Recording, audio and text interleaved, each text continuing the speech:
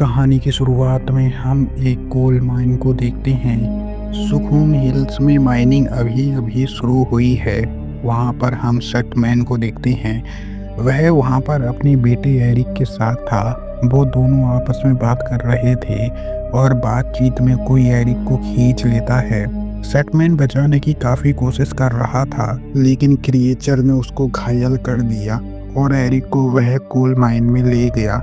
हमें यहाँ पर क्रिएचर नहीं दिखाया गया, लेकिन इससे यह पता चल गया कि माइनिंग की वजह से वह ऊपर आ चुका है। इसके बाद हम एरिन को देखते हैं। एरिन का काम है कि वह लोगों को उस जगह तक पहुंचाती है जहां पर आम इंसान पहुंच नहीं पाते। फिलहाल वह रिसर्च कर रही है उसी माइन पर। हमें यहाँ पर बताया जाता है कि कुछ दशक पहले माइन में आग लग गई थी, फिर उसे बंद कर दिया गया। वह एक बहुत बड़ा डिजास्टर था जिसमें कई लोग मारे गए और 162 लोग गायब हो गए। इसलिए आज एरिन उस जगह का पता लगाने के लिए जा रही है। वह काम कर रही है डेरिन नाम के साइंटिस्ट के साथ, जो पता लगाना चाहता है कि वहाँ पर आग कैसे लगी। उसके साथ 3 साथी जा रहे हैं, शॉन, टेरी और जेमी। काफ़ी देर के बाद वह लोग पहुंच गए टाउन की तरफ। रात में वह लोग कुछ लोगों से माइन के बारे में और पता लगा रही थी। उन्हें कुछ खास पता तो नहीं चलता, लेकिन सलाह मिल जाती है कि वह उधर ना जाएं। खैर, उनकी बात उन्होंने नहीं मानी। अगले दिन वह लोग वहाँ से जाने लगते हैं। आयरिन देखती है कि टाउन का एक व्यक्ति उनका पीछा कर रहा है।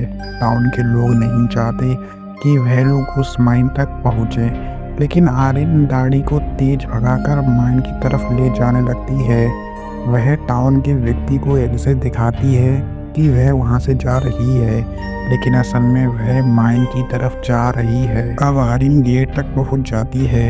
गेट बंद था, इसलिए वह लोग जाने के लिए दूसरा रास्ता लेते हैं। वह लोग पैदल ही आगे जा रहे थे। चलते चलते उन्हें रात हो गई।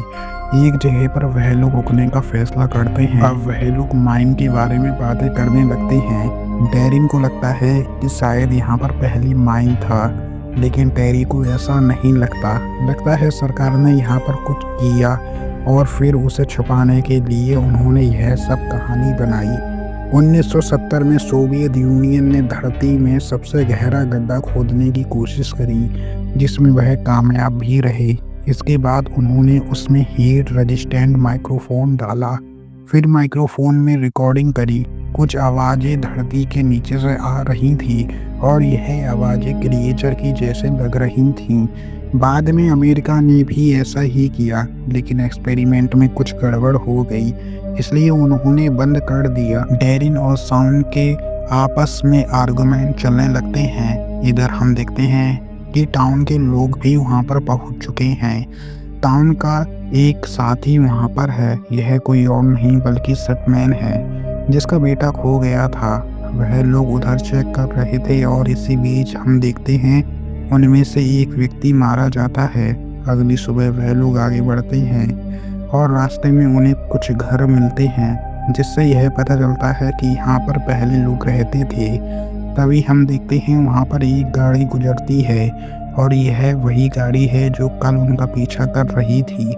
सभी लोग छुपने लगते हैं क्योंकि उन्हें पता चल चुका है कि टाउन के लोग अब उनका पीछा कर रहे हैं। अब जल्दी से वह लोग आगे बढ़ते हैं और वहाँ पहुँच जाते हैं जहाँ पर वह लोग जाने वाले थे। टाउन के पास ही थी वह माइन। यहाँ पर वह लोग एक बंद पड़े हॉल को खोल देते हैं। एक माइक्रोफोन को नीचे भींचकर टेरी आवाज़ें सुनने लगता है। तभी उसे जोरों से आवाज़ सुनाई देती है, जिससे उसके कान फट गए। टेरी उन सभी को आवाज़ें सुनाने की कोशिश कर रहा था। तभी हम देखते हैं उसका पैर रस्सी पर रखा हुआ है। हम देखते हैं कोई रस्सी खींचता है, जिसके साथ साथ वह भी खींचा चला जाता है। वो हॉल में जा चुका था। बाकी लोग उसे ना ही देख पा रहे थे और ना ही सुन पा रहे थे। एरिन जेमी के साथ हॉल में कूद जाती है। नीचे जाकर वह लोग देखते हैं कि वहाँ पर गैस का लेवल काफ़ी ज़्यादा था और सामने का कुछ ज़्यादा दिखाई भी नहीं दे रहा। तभी हम ऊपर देखते हैं, वहाँ पर वही कार आ जाती है गाड़ी में से डेल निकलता है और उन लोगों पर गुस्सा होने लगता है। उसे कोई भी फर्क नहीं पड़ता है कि नीचे कौन गया है, वह तो सीधा रस्सी को काट रहा था। एक रस्सी कटने पर एरिन को समझ में आ जाता है कि ऊपर कुछ गड़बड़ है, इसलिए वह लोग ऊपर जाने लगते हैं। इससे पहले वह दूसरी रस्सी भी काट देता। शॉन उसे मारकर बेहोश कर देता है। अब वह दोनों भी ऊपर आ जाते हैं। सभी लोग डरे थे, इसलिए जल्दी से अब वह लोग वहाँ से चले जाते हैं। डेल वहीं पर पड़ा हुआ था। अब उन्हें यहाँ आकर थोड़ा पछतावा हो रहा था, क्योंकि उनका एक साथी खो गया है। वह लोग जल्दबाजी में वहाँ से निकलने लगते हैं और इसी जल्दबाजी के चक्कर में गाड़ी क्रैश हो जाती है। अब उन्हें पैदल ही आगे जाना होगा। अब ऐसे ही रात हो जाती है। डेल को होश आया तो सबसे पहले वह अपने ग्रुप को कांटेक्ट करने की कोशिश करता है। इससे पहले वह कुछ बता पाता वह मारा जाता है। इधर वह चारों भी भागे जा रहे थे। तभी उन्हें ऐसा लगता है जैसे उनके पीछे कोई है। एरिन नाइट विजन की मदद से सामने देखती है तो उसे वहाँ पर एक क्रिएचर दिखाई देता है। क्रिएचर शॉन को खींचकर ले जा रहा था। अब वह तीनों अपनी जान बचाकर वहाँ से भागते हैं।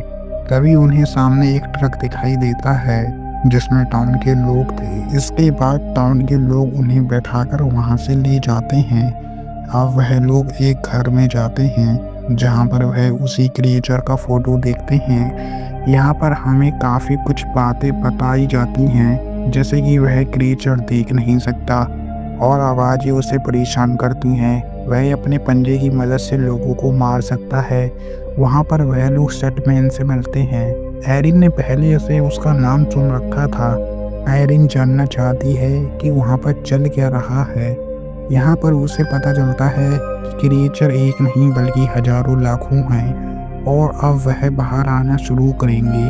अगर वह बाहर आ गए तो वह धरती को नर्क में बदल देंगे। यहाँ पर अब हमें पूरी बात समझ में आई। माइनिंग की वजह से वह लोग धरती के उस हिस्से तक पहुँच गए थे जहाँ पर वह क्रिएचर रहते थे, और जब उन्हें रास्ता मिल गया तब वह ऊपर आने लगी। शटमैन ने उन्हें रोकने के लिए वहाँ पर आग लगा दी और टाउन के लोगों के संग मिलकर उसने सारी जगह सील कर दी। तब से लेकर अब तक वह उस माइन की देखभाल कर रहा है। यहाँ पर एक बात समझ में नहीं आ रही, क्रिएचर इंसानों को मार नहीं रहे बल्कि वह उन्हें खींचकर माइन में ले जा रही हैं, और उनके साथ क्या हो रहा है यह उन्हें नहीं पता। खैर अब वह तीनों उसके साथ वापस जाते हैं होल को सील करने। तभी रास्ते में उनके ऊपर अटैक हो जाता है। अब उनका बचना मुश्किल था, इसलिए एरोय अपनी जान की बाजी लगाकर उन सबका ध्यान बटाने लगता है। इसके बाद तीनों वहाँ से निकल गए और एक घर में चले गए। घर के नीचे एक सीक्रेट जगह थी, वहाँ से होते हुए वह लोग हॉल में चले गए। जैमी वहाँ से निकल रहा था लेकिन क्रिएचर ने उसको देख लिया। इसके बचाव के लिए उसने एक ग्रेनाइड को फेंका, लेकिन क्रिएचर उल्टा ग्रेनाइड उसकी तरफ फेंक देते ही जिससे वह घायल हो गया। इसके बाद हम देखते हैं क्रिएचर उसे ले जाते हैं। अब बचे हैं एरिन और डैरिन। डैरिन काफ़ी डर चुका था, इसलिए वह एरिन को एक सच्चाई बताता है कि वह कोई साइंटिस्ट नहीं है बल्कि वह एक कंपनी के लिए काम करता है और कंपनी को विश्वास था कि कोल माइन में गोल्ड है, इसलिए उन्होंने मुझे यहाँ पर भेजा। उसकी वजह से आज उसके साथ ही मारे गए, जिसका उसे काफ़ी अफसोस है। डैरिन डर चुका था, इसलिए वह आगे जाने के लिए मना कर देता है। एरिन अब खुद ही आगे जाने लगती है। इधर हम देखते हैं शटमैन के लोग क्रिएचर को फंसाकर मार रही थी। एरिन को एक सीट मिल जाता है, लेकिन तब तक वह पकड़ी जाती है।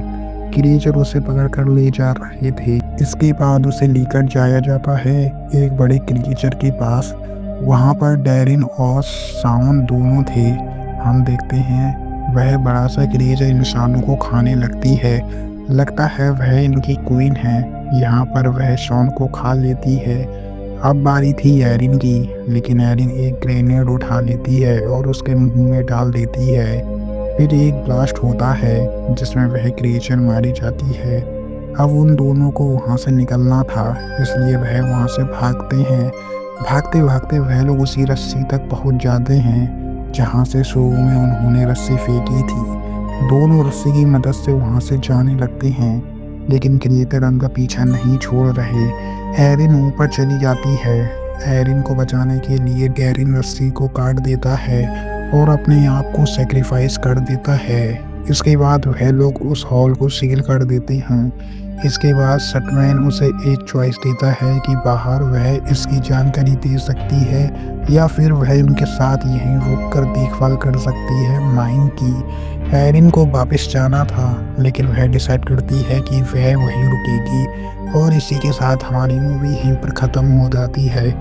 आई होप गाइस आपको मूवी पसंद आई होगी। मूवी पसंद आई हो तो वीडियो को लाइक करना, चैनल पे नए हो तो सब्सक्राइब करना।